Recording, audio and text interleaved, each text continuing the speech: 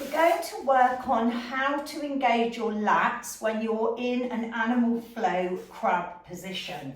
So a lot of the time when we get into this crab position and our hands go behind us, we can feel when we elevate into the crab that our wrists and our shoulders are taking a lot of the strain.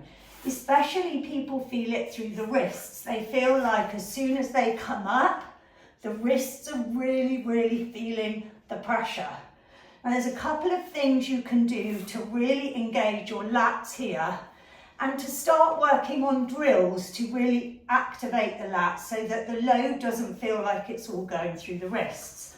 The first thing I want you to do is when you put your hands behind you, I want you to elevate by pushing the heel of the hand down, not lifting your bum.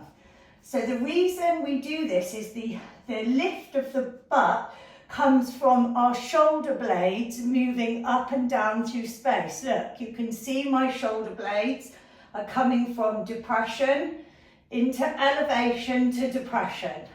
Okay, so I'm going into depression there, elevation, depression, elevation. Now just this drill is going to help you start to feel how your scapula can work to support your body in this position without the wrists feeling as much of the load. I'll go a little bit on the side so you can see.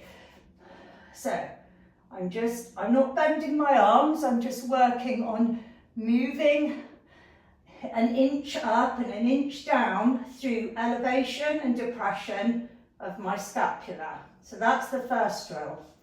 The second thing to bear in mind is where you look and how you position your body will very much represent more of the load and how you can reduce it through the wrist. So what I mean by that is when you set up, when you come up by doing the heel of the hand pushing, you want to go straight up, not forward. So a lot of times people do this and so they're loading even more into the wrist.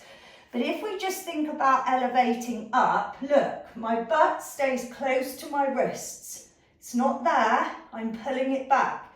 Now by pulling it back, I'm feeling my lats engage down the back of me. So I'm feeling like this is pulling down and my big wings behind me, my lat muscles are engaging to keep my spine elevated. So that's the first thing. Butt back to wrist. Look, I'm pulling it back. Now the next thing is the position of my eyes. That's why we say eyes to the rising sun. Now just watch, when I take my eyes down, my shoulder blades go into internal rotation. When I take them up, it opens my chest. So my spine goes into a more neutral extension position because I'm opening up through the chest and elevating up through the spine. So I hope that helps.